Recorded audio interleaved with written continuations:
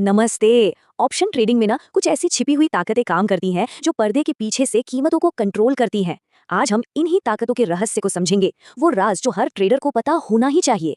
ये वो सवाल है जो लगभग हर नए ट्रेडर को परेशान करता है ना? जब सब कुछ सही लगता है पर फिर भी ऑप्शन की वैल्यू गिर जाती है तो ऐसा लगता है जैसे बाजार कोई पहेली पूछ रहा हो। आज हम इसी पहेली को सुलझाने वाले हैं। जरा इस सिचुएशन को सोचिए। आपने एक ऑप्शन लिया, स्टॉक अपनी जगह से 1 इंच भी नहीं हिला, फिर भी आपके ऑप्शन की कीमत घट गई। ऐसा लगता है मानो पैसे हवा में ही गायब हो गए। लेकिन ये कोई जादू नहीं है, इसके पीछे एक सॉलिड साइंस है और आज हम उसी की तह तक जाएंगे। इस कंफ्यूजन को ऑप्शन प्रीमियम पहेली कहते हैं और अच्छी खबर ये है कि हर पहेली का एक जवाब होता है और इसका जवाब हमें सीधे ऑप्शन प्राइसिंग के सीक्रेट कोड तक ले जाएगा। तो क्या है वो राज? जवाब है ऑप्शन ग्रीक्स। ये ग्रीक्स समझ लीजिए ऑप्शन की दुनिया का सीक्रेट कोड है। ये हमें बताते हैं कि बाजार के अलग अलग फैक्टर्स मतलब कि अलग अलग चीजें एक ऑप्शन की कीमत पर कैसे और कितना असर डालेंगी। तो आखिर ये ग्रीक्स हैं क्या? इन्हें एक स्मार्ट टूलकिट की तरह समझिए जो ऑप्शन से जुड़े हर तरह के रिस्क को नापता है। चलिए इस टूलकिट को खोलते हैं और देखते हैं कि इसके अंदर क्या क्या है। इस टूलकिट में 5 मेन टूल्स है: डेल्टा, गामा, थीटा, वेगा और रो। वैसे तो पांचों ही जरूरी है, लेकिन ट्रेडिंग की दुनिया में 3 ग्रीक्स का ही दबदबा है और असली खेल उन्हीं का है।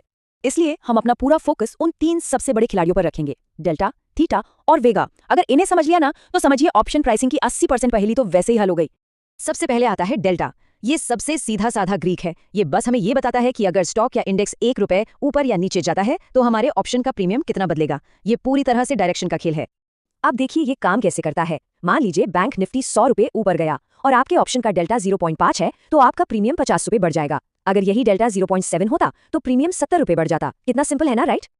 अगला है थीटा और सुनिए ये वो ग्रीक है जो हमारी शुरुआती पहेली का मेन विलन है।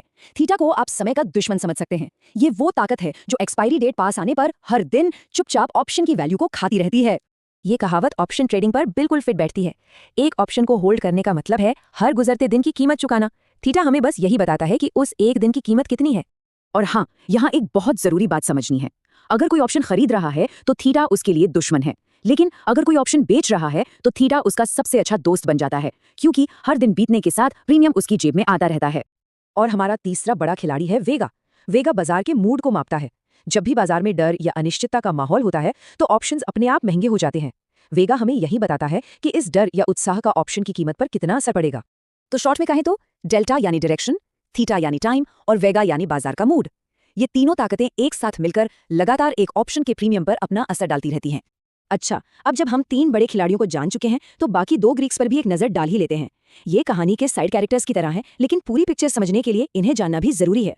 गामा को आप डेल्टा की स्पीड समझ सकते हैं। ये बताता है कि डेल्टा कितनी तेजी से बदलता है। और रो वो ब्याज दरों से जुड़ा है, जिसका असर आमतौर पर बहुत ही कम होता है, खासकर शॉर्ट टर्म ऑप्शंस पर। ठीक है, तो अब हम इन सभी ग्रीक्स के ज्ञान से लैस हैं। तो चलिए अपनी शुरुआती पहेली पर वापस लौटते हैं और देखते हैं कि असली अपराधी कौन था। और ये रहा जवाब। हमारी शुरुआती पहेली में स्टॉक की कीमत नहीं बदली तो डेल्टा का कोई असर हुआ ही नहीं। लेकिन समय तो नहीं रुका, है ना? एक दिन बीत गया और -20 के थीटा ने प्रीमियम से सीधे सीधे 20 रुपए कम कर दिए। बस पहेली सुलझ गई। ये सब थीटा का किया धरा था। तो यहाँ एक सवाल सोचने वाला है। जब ये पता हो कि कीमत सिर्फ दिशा से नहीं बल्कि समय और बाजार के मोड से भी तय होती है, तो ये एक ट्रेडर की स्ट्रैटेजी को कैसे बदल देता है? ये ज्ञान ही तो असली ताकत है। अगर इस विश्लेषण ने कुछ नई रोशनी डाली है तो हमारे सफर में शामिल होने के लिए लाइक और सब्सक्राइब करें, ताकि आप ऐसे ही जटिल विषयों को आसान भाषा में समझ सकें। देखने के लिए धन्यवाद।